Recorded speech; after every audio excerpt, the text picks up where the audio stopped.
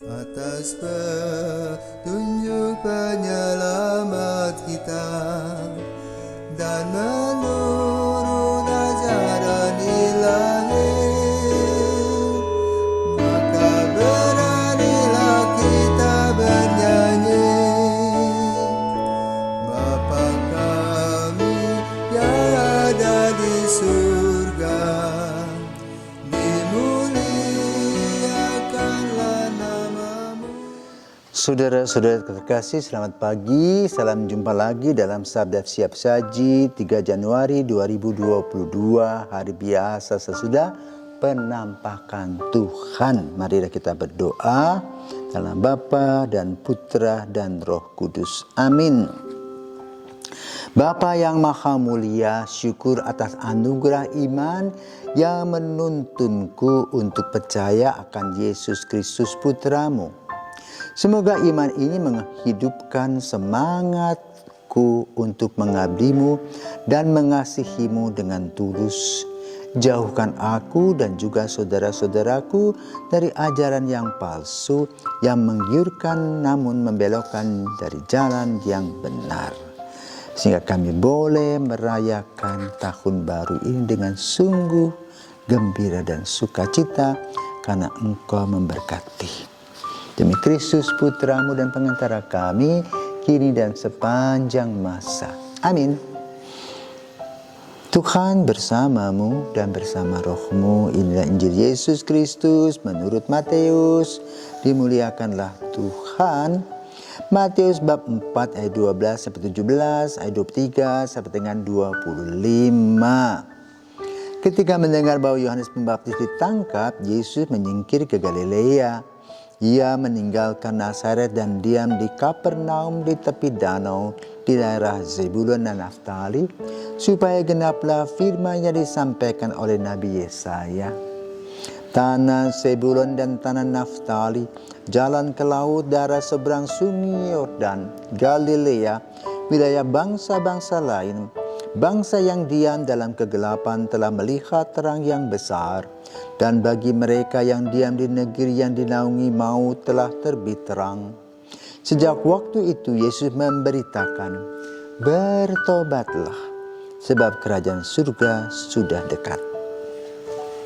Yesus pun berkeliling di seluruh Galilea. Demikianlah sabda Tuhan, terpujilah Kristus. Saudaraku yang terkasih,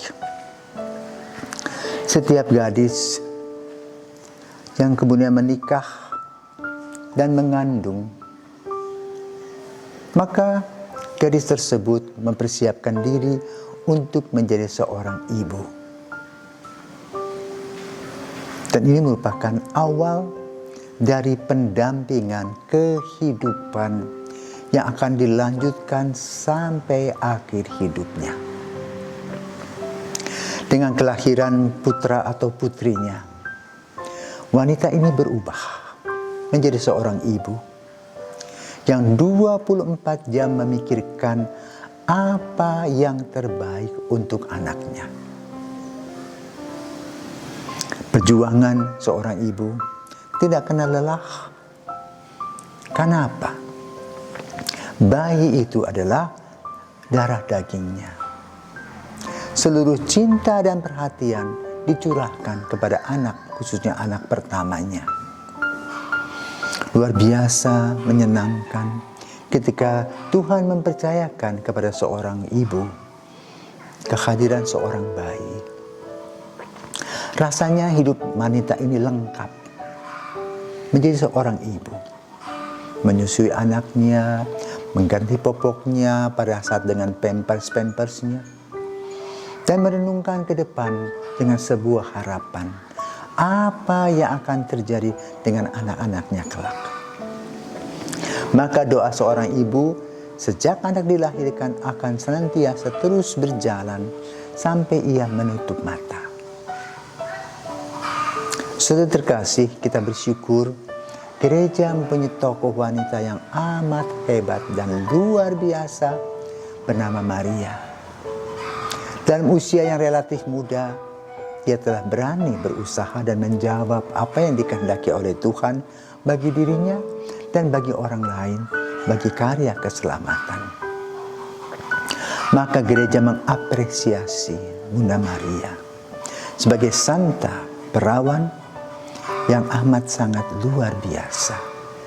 Maka lalu dalam lembaran kehidupan kita mengawali tahun baru dengan bersyukur kepada Tuhan karena kita mempunyai Bunda Allah, Perawan Maria, yang kita rayakan setiap tanggal 1 Januari yang mengawali pembukaan tahun yang baru. Seorang wanita, seorang ibu akan menanamkan nilai-nilai yang luar biasa bagi kehidupan anak. Dan nilai-nilai itu berikatan dengan nilai iman, harapan, dan kasih.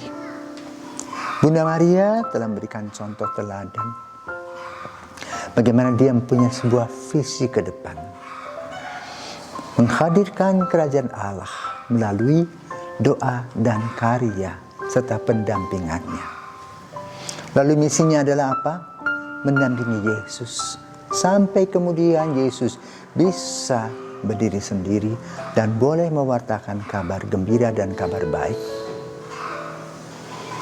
Seorang bunda amat sangat luar biasa. Maka kita bersyukur kepada Tuhan karena Tuhan sudah memberikan kepada kita ibu-ibu yang amat sangat luar biasa, dan kita mempunyai hutang budi sampai kita mati.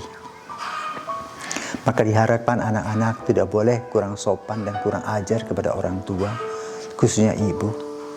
Kan dalam peribahasa, surga ada di bawah telapak kaki ibu.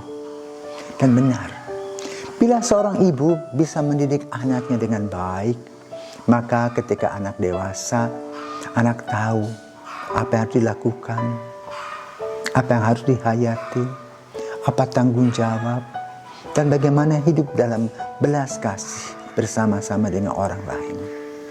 Tahu sopan santun, menggunakan inspirasi-inspirasi bagi pemberian diri untuk orang lain. Namun, kalau seorang ibu salah didik, hancurlah dunia ini. Surga tidak ada lagi di bawah telapak kaki ibu, melainkan sebuah neraka. Kenapa? Anak tidak berbuah, tidak berbunga, melainkan merepotkan banyak orang. Maka pada hari ini mari kita bersyukur kepada Tuhan, khususnya kepada Ibu Maria yang telah menjawab ya dengan fiat-Nya. Aku ini hamba Tuhan, jadilah padaku menurut perkataanmu. Dan itu dilaksanakan dengan konsekuen. Sama seperti para ibu yang berada di pelaminan dalam sakramen perkawinan dengan mengatakan, ya, saya mencintai. Saya mau mengikuti apa yang menjadi tugas saya. Dan perlu dilakukan secara konsekuen. Karena itu dalam kehidupan keluarga, warna-warni yang telah dibuat Maria dan Yusuf, yaitu berdoa sambil berkarya, merupakan sebuah kekuatan.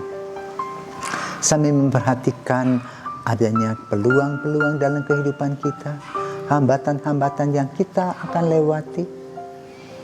Kemudian juga hal-hal positif dalam hidup, yaitu apa? Kekuatan-kekuatan kita, talenta-talenta dan karisma-karisma, serta kekurangan-kekurangan kita dalam mengisi tahun yang baru 2022. Semoga kita senantiasa diberkati, dan marilah kita mengikuti teladan Bunda Maria yang mempunyai konsep, aku ini hamba Tuhan, jadilah padaku menurut perkataanmu. Artinya yang penting Tuhan dimuliakan. Selamat tahun baru, Tuhan senantiasa memberkati.